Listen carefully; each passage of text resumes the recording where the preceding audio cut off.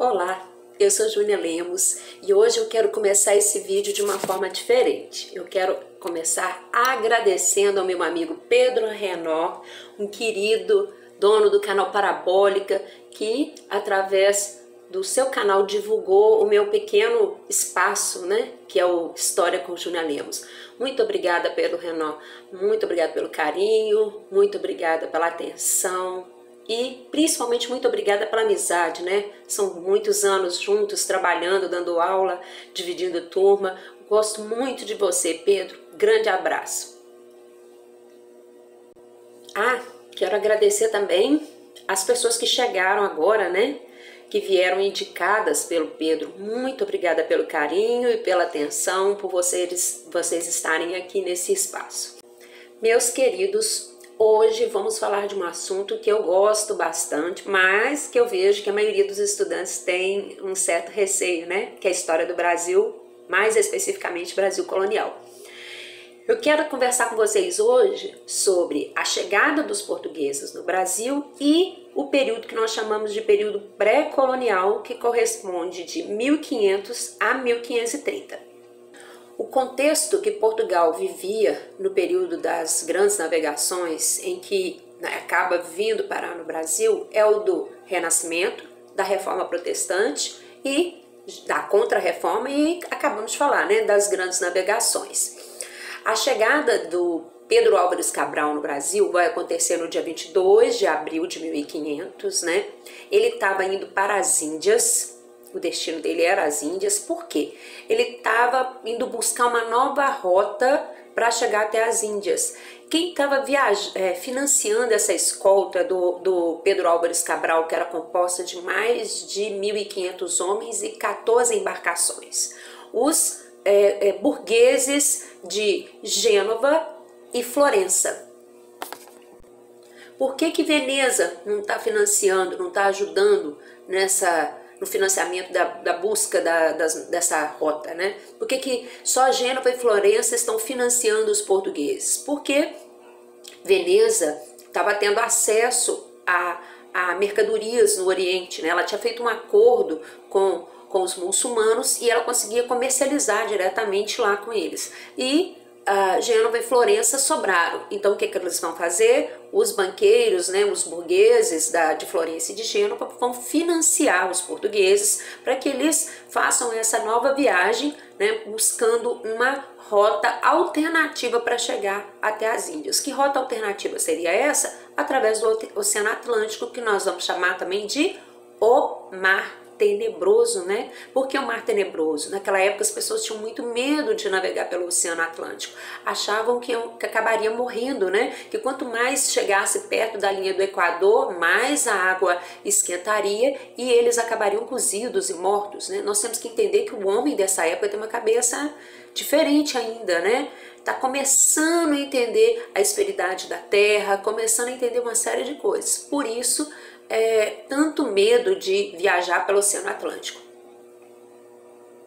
Como que era essa viagem, né, que o Pedro Álvares Cabral está fazendo? É maravilhosa, professora, grandes navegações, é tudo confortável, tudo de luxo. Não, gente, a gente tem que entender que má alimentação, né, 47 dias viajando, o marinheiro, né, o cara que compunha aí a frota do Pedro Álvares Cabral, ele recebia 2 garrafas de vinho e um bocadinho de biscoito, tudo corroído de barata. E assim ele tocava, né? Vai tocar 47 dias de viagem. A má alimentação, tudo, falta de conforto, tudo, tá? Outra coisa, tem professor que fala que Pedro Álvares Cabral chegou por acaso no Brasil. Tudo indica que eles já sabiam, os portugueses já sabiam da existência do Brasil, né? Tanto que eles abriram mais a rota para poder chegar até o Brasil, para dar uma parada, né? Fazer um posto, uma parada para prosseguir para onde? Para as Índias, né? Então, possivelmente, eles sabiam sim da existência dessa terra, não sabiam o tamanho, né? As dimensões, mas que existia uma terra logo ali, sim, e que eles poderiam parar e tudo mais. Nessa embarcação do Pedro Álvares Cabral, tem uma pessoa muito interessante que está viajando, né? Que é o Pero Vaz de Caminha. O Pero Vaz de Caminha, ele estava nessa embarcação, ele iria para Calicut, ele seria contador em Calicut, né, contador de uma feitoria lá. Para os meninos que não sabem o que é contador, né, o contador mexe com dinheiro, com a finança, com a administração econômica da região. E o Pero Vaz de Caminha, ele ia ser um contador lá, e só que ele resolveu, né, com o conhecimento dele, narrar a viagem, né, a descoberta não, mas a chegada do português nessa terra nova, né, e ele faz uma das cartas mais bonitas que se tem, né, um dos documentos mais interessantes sobre a chegada dos portugueses no Brasil. A carta, ela vai ter características do Renascimento artístico, claro, nós estamos no ano de 1500, o Renascimento está acontecendo, né, então ela é humanista, ela é racionalista, ela é informativa, né, e muito bonita, como eu já falei, né? Fala das belezas, fala das diferenças, mas não de uma forma preconceituosa, né? Fala que o índio, ele não tinha pelos, né? Pelo corpo. Por que o índio não tinha pelo? Já nessa época, o índio raspava seus pelos com o quê? Com conchas afiadas ou com a língua de um peixe, né? Que ele secava e deixava e usava para raspar os pelos, né? O Pero Vaz de Caminha fala da beleza da cor da pele, né? Que eles são bonitos, que o nariz é diferente. Então não é uma carta preconceituosa, narra as diferenças, mas não no sentido preconceituoso. E eu tô falando do Pero Vaz de Caminha, e eu já ia esquecendo de contar uma coisa interessante. Ele faz essa carta e eu tô aqui, gente, tomando um cappuccino, dando essa aula e tomando um cappuccino, conversando com vocês, por isso vocês estão vendo assim, às vezes, né, limpando pouco a pouco. Mas vamos lá. O Pero Vaz de Caminha, ele vai pedir um favor pro rei de Portugal, o Dom Manuel, né?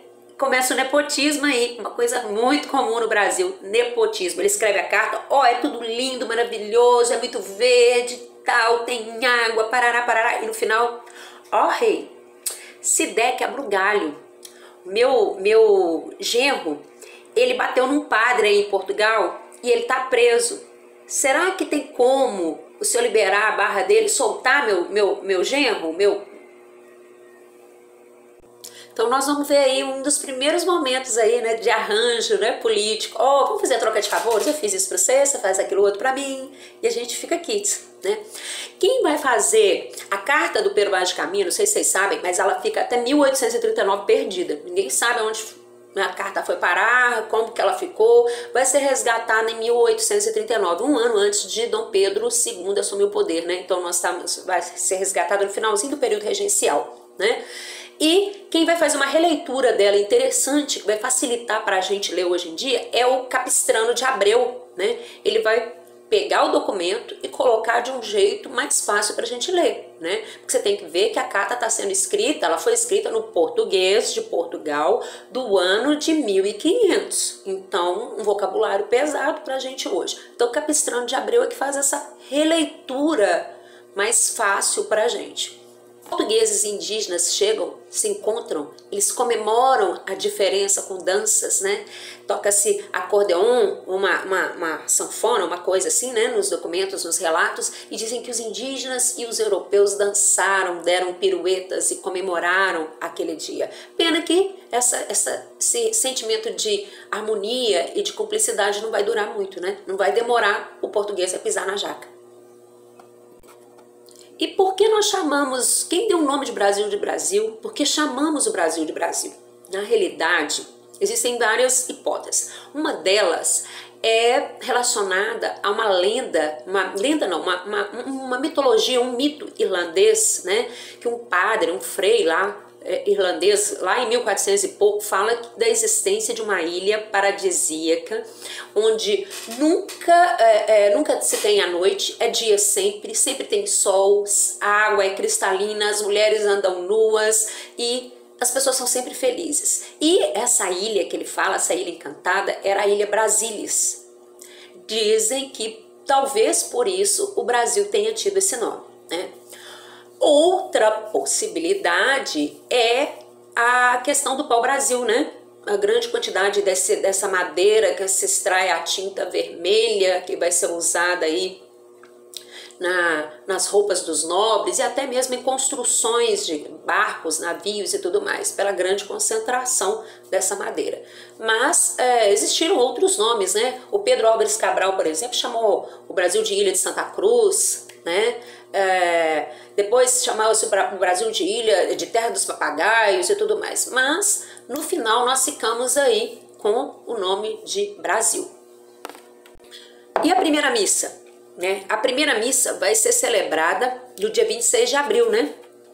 Então aí, ó, eles chegaram no dia 22, dia 26 de abril começa a treta, né? A construção de, vamos ver aí que alguns portugueses vão lá, corta a árvore, prepara a cruz e nós vamos ver aí a primeira missa celebrada, né? Pelo Frei Henrique, né? Vamos entender o quadro que mostra essa primeira missa? Primeira coisa, o quadro que mostra a primeira missa não foi feito no ano, no período, né, no século em que a primeira missa aconteceu de verdade. Esse quadro vai ser pintado somente em 1861, no governo de Dom Pedro II. Dom Pedro II tinha uma pegada de querer trazer o nacionalismo para o povo brasileiro, né? Que o brasileiro precisa sentir-se brasileiro, né? Então ele já começa com essa ideia e ele contrata o Victor Meirelles para pintar esse quadro. E o interessante é que esse quadro nem no Brasil foi pintado, ele foi pintado na França, né? Concorreu a prêmios e tudo mais. E aí o Victor Meirelles faz a pintura do quadro e tal, né? Da primeira missa aí, encomendado por Dom Pedro II. Esse quadro, ele tem características do que eles estão vivendo da arte da época, né? Romantismo, indianismo, né? E, igual falei para vocês, a ideia é colocar o índio subalterno, a cruz em primeiro plano, o índio subalterno, né? O Estado, no quadro, na pintura, vocês vão ver que ele está representado pelos portugueses que estão vestidos de guerreiro, né? E mostrar que o descobrimento foi pacífico, que não houve briga, não houve treta, nem nada. E o quadro, continuando aí falando então da primeira missa, que eu falei para vocês, mostra um descobrimento pacífico e também o quadro do Victor Meirelles foi inspirado em outra obra, né? A primeira missa de Cabilha, né? Uma obra em Cabilha, uma obra de 1854, né? Então, o Victor Meirelles se inspirou em outro quadro para fazer a primeira missa do Brasil, né? E nós temos também um filme de 1936 que mostra, né, o descobrimento do Brasil aí, né? O filme mostra cenas, né, do indígena dançando com o europeu, aquela coisa, né? Um filme em preto e branco, bem interessante. Vou colocar umas cenas aí, né, as imagens deles para vocês terem mais ou menos ideia e colocar também o banner, né, o cartaz do filme para quem interessar e link também para quem interessar, ok? Porque não sei se vocês observaram nos meus outros vídeos, eu tenho uma paixão com cinema e série. Então, o perfil do canal é esse, é tentar colocar o máximo possível assuntos relacionados com filmes, séries, junto com a história, né? Continuando aí a nossa aulinha, né? Agora nós vamos começar a falar do período pré-colonial, né? Período pré-colonial, 1500 a 1530. É um período com pouca informação, tá? O que nós temos aí? Basicamente, esse é um ou outro relato e cartas, tá? Que são trocadas, né, entre os portugueses, as pessoas que estavam aqui e Portugal.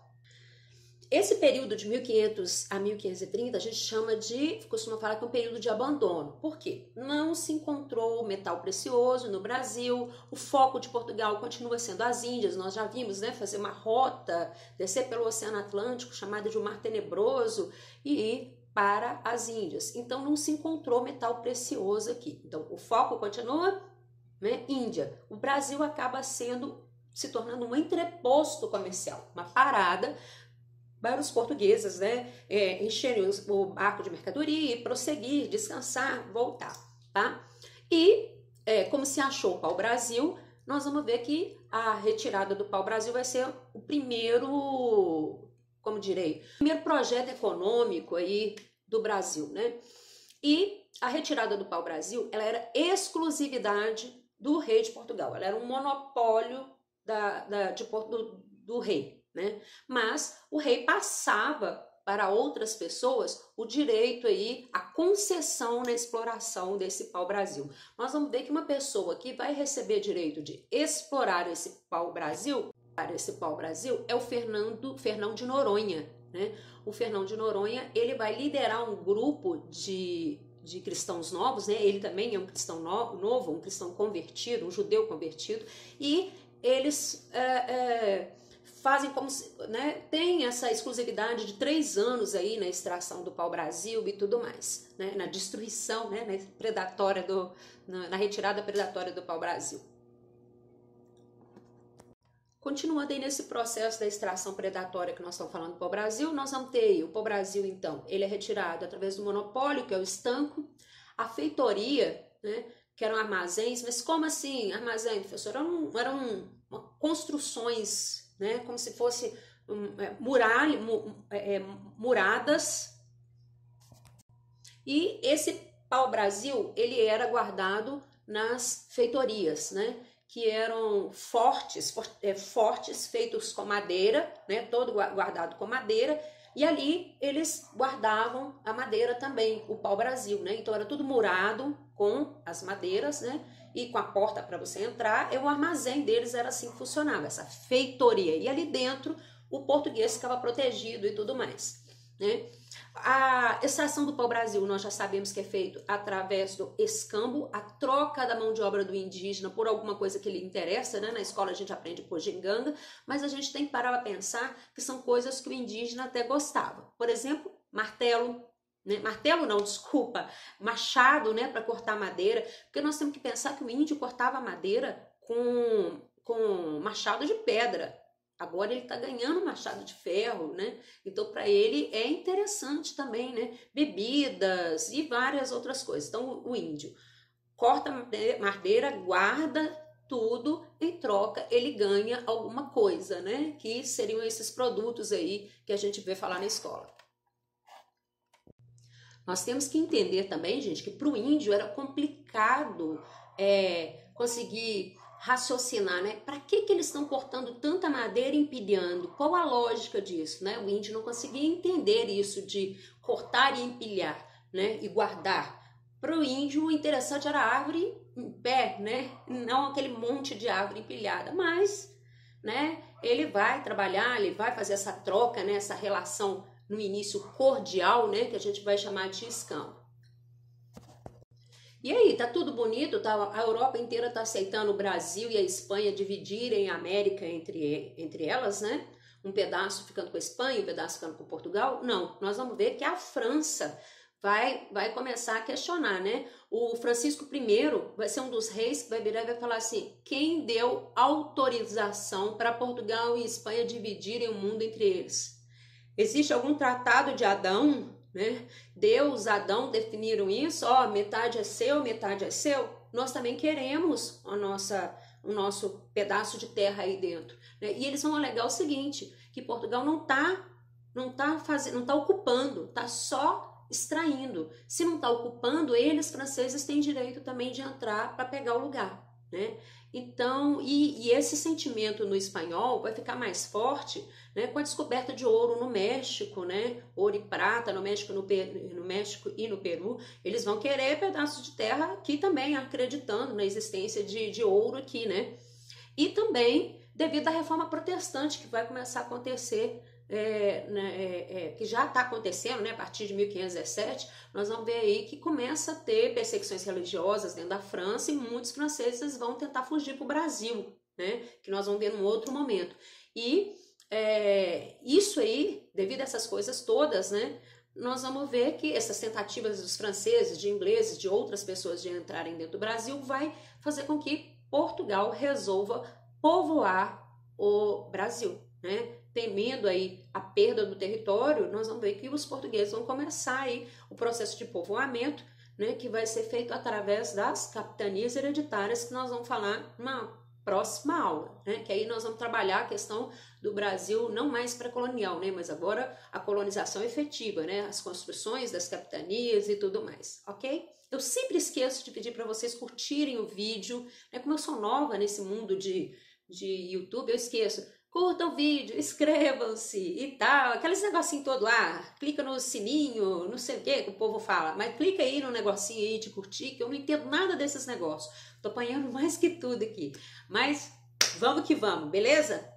Semana que vem tem mais, hein? Então tá, tchau!